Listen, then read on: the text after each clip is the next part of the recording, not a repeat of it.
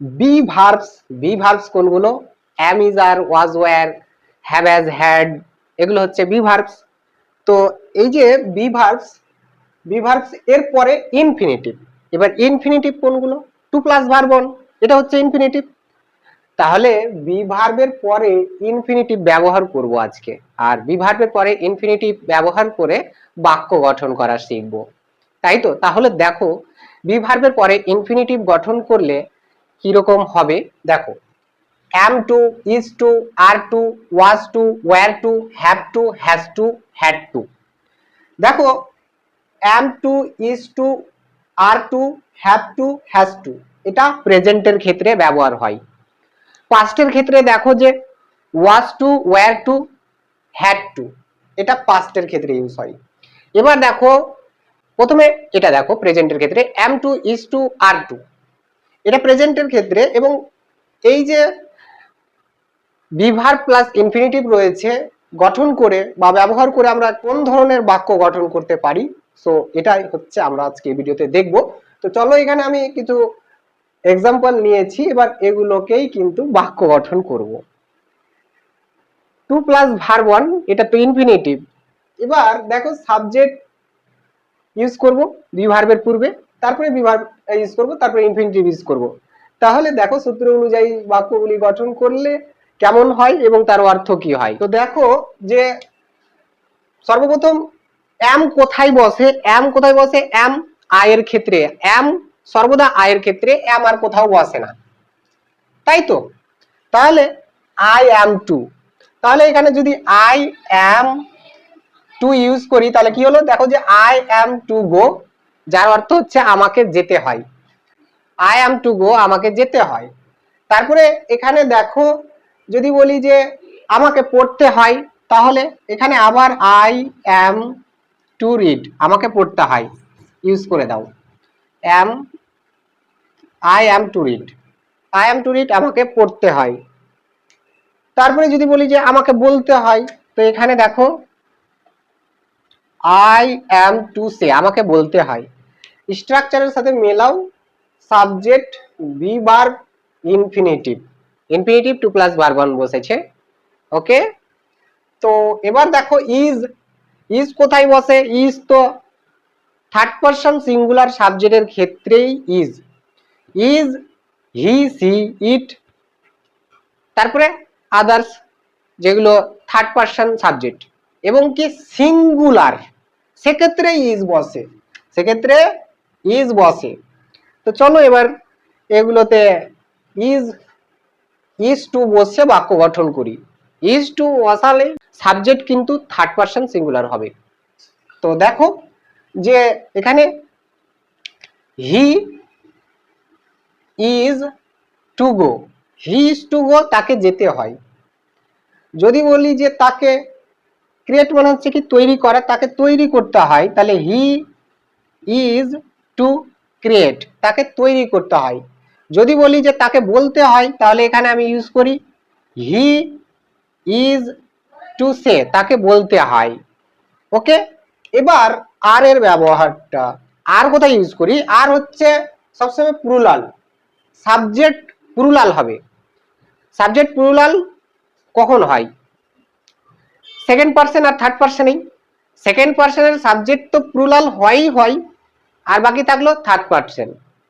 Third person subject কত প্রকার? দুই প্রকার, সিঙ্গুলার প্লুরাল।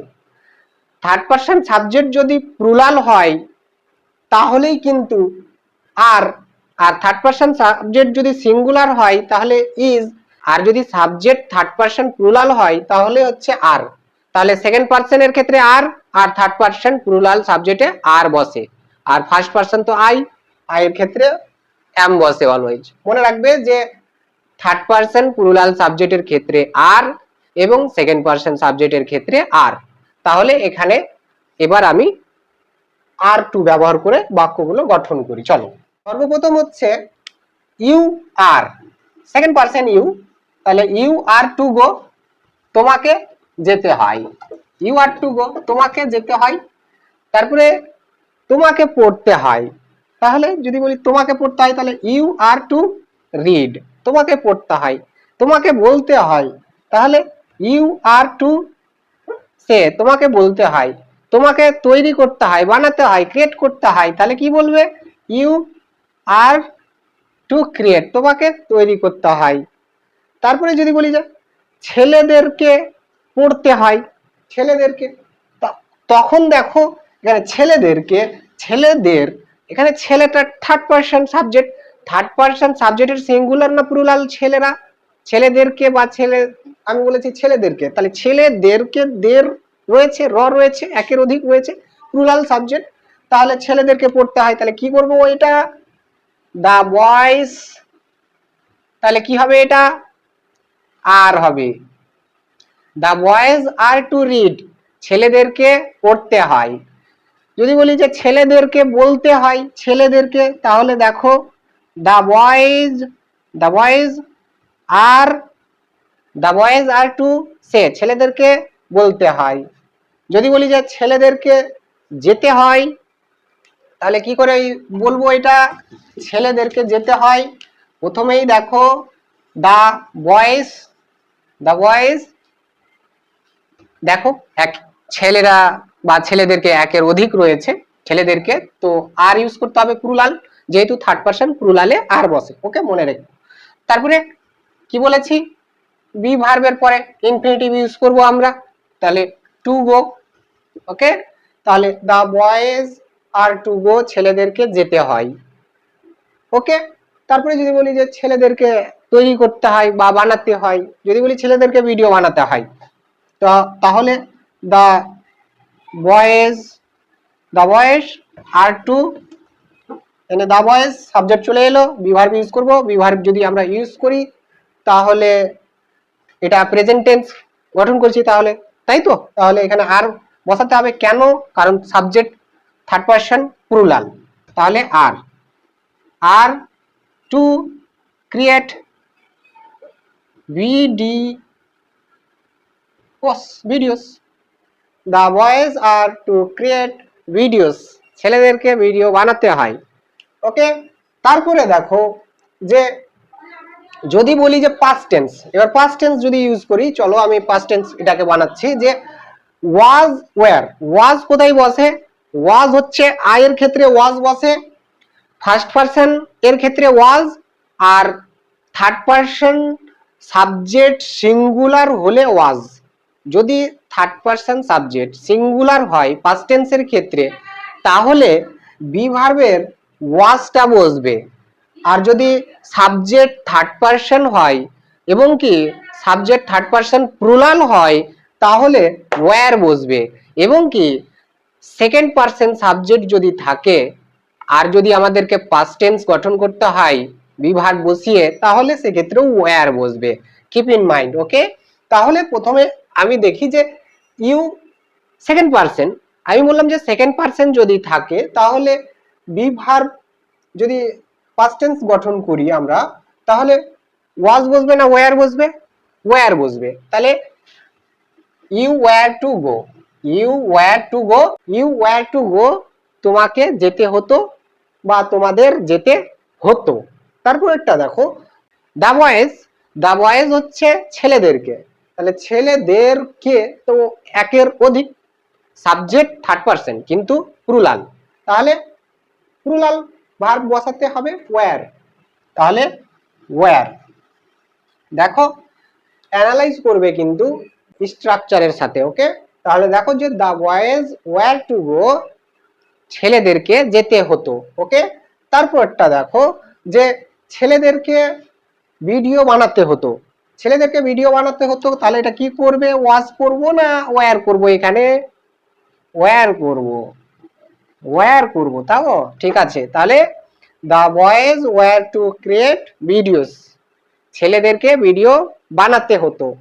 তারপরটা দেখো যে কি বলেছে, এবার যদি আমি এখানে কোনো নাউন ইউজ করি, নাউন মানে হচ্ছে কি নাম, যেমন সঞ্জয়কে বলতে হতো, তাহলে সঞ্জয়কে বলতে হতো হচ্ছে একটি নাউন, আর নাউন কি?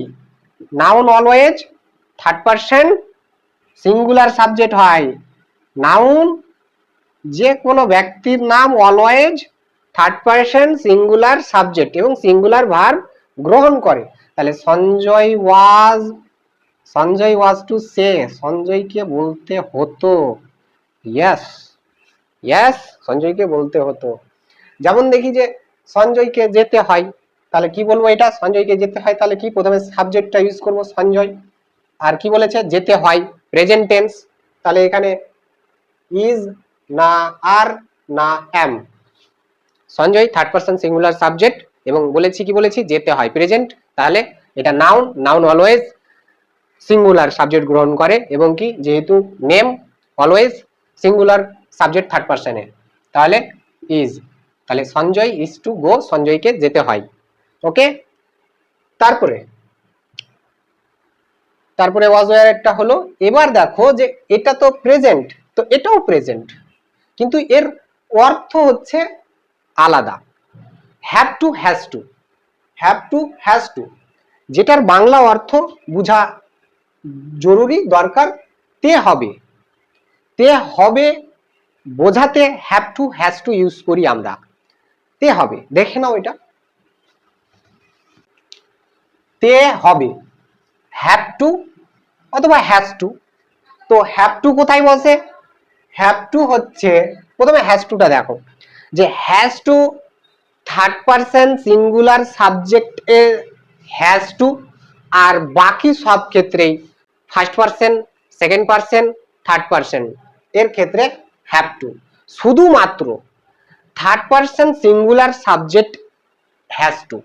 ওকে, তাহলে দেখো যে এখানে আমি ইউজ করি যে কিছু ভার্ব, যাই হোক, আমাকে যেতে হবে, আমাকে যেতে হবে, আই হ্যাভ টু গো, আমাকে যেতে হবে।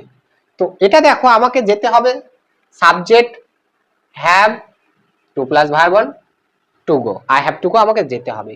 তো আই এর পরে কি বসে? হ্যাভ বসে অলওয়েজ, যেহেতু I first person, second person এবং কি থার্ড পারসন প্লুরাল এর ক্ষেত্রে হ্যাভ। তো আই যেহেতু আছে তো হ্যাভ বসবে, আই হ্যাভ টু গো, আমাকে যেতে হবে। আমাকে পড়তে হবে, তাহলে কি বলবো? আই হ্যাভ টু রিড, তাই তো, আই হ্যাভ টু রিড, আমাকে পড়তে হবে। তে হবে পাচ্ছি ক্রিয়াতে। ওকে, তারপরে এটা দেখো যে তাকে যেতে হবে, তাকে যেতে হবে, তো এখানে দেখো যে হি সাবজেক্ট থার্ড পারসন, তো হ্যাজ টু, তাহলে হি হ্যাজ টু গো, তাকে যেতে হবে। যদি বলি তাকে পড়তে হবে, তাহলে এখানে আমি হি ইউজ করলাম। তো এটা বাক্যটা ঠিক আছে না? ঠিক নেই, এখানে চেঞ্জ করা প্রয়োজন আছে। কি দেখো, তাহলে ঠিক হবে যে হি হ্যাজ টু রিড, তাকে পড়তে হবে, তাই তো। তারপরে যদি বলি যে রহিমকে খেলতে হবে, তো রহিম, দেখো Rahim noun, noun singular subject third পারসনে সব সময় অলওয়েজ, তাহলে আর সিঙ্গুলার হলেই has to, has to infinitive use করছি তাই টু, তারপরে কি বলেছি প্লে। তাহলে দেখো রহিম হ্যাজ টু প্লে, রহিমকে খেলতে হবে। এবার পাস্ট টেন্সের ক্ষেত্রে দেখি যে হ্যাড টু, হ্যাড টু যার অর্থ হচ্ছে তে হয়েছিল,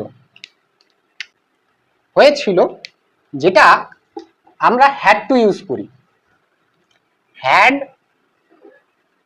টু, আমরা হ্যাড টু ইউজ করি, তাই তো। তো এবার স্ট্রাকচারটা দেখো যে এখানে হ্যাড ইউজ করতে হবে, সাবজেক্ট প্লাস হ্যাড, তারপরে to plus verb one infinitive আমি লিখেছি সংক্ষেপে। ওকে, হয়েছিল পাবে। তো দেখো যে এটা হ্যাড টু কোথায় ইউজ করি আমরা? হয়েছিল অর্থে ক্রিয়ার শেষে যদি আমরা পাই, তো subject plus had to plus verb one use করি। ওকে, আমি এটা লিখেই দিচ্ছি, হ্যাড টু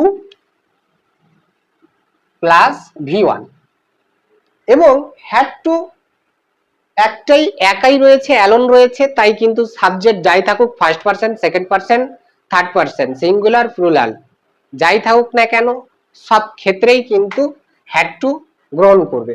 তো আমি যে কয়টা বাক্য লেখা আছে অলরেডি, এখানে শুধুমাত্র হ্যাড টু চেঞ্জ করে দিলেই কিন্তু ওই যে হ্যাভ টু গুলোকে আমি হ্যাভ মিটিয়ে দিচ্ছি, আর শুধুমাত্র হ্যাড লাগিয়ে দিলেই কিন্তু তাদের বাক্যটা মানে গঠন হয়ে যাবে এই বাক্যগুলির, এবং কি অর্থ পূর্ণ হবে বাক্যগুলোর। দেখো যে আই হ্যাড টু গো, আমাকে যেতে হয়েছিল।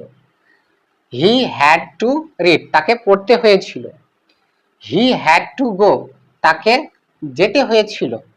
রহিম হ্যাড টু প্লে, রহিমকে খেলতে হয়েছিল।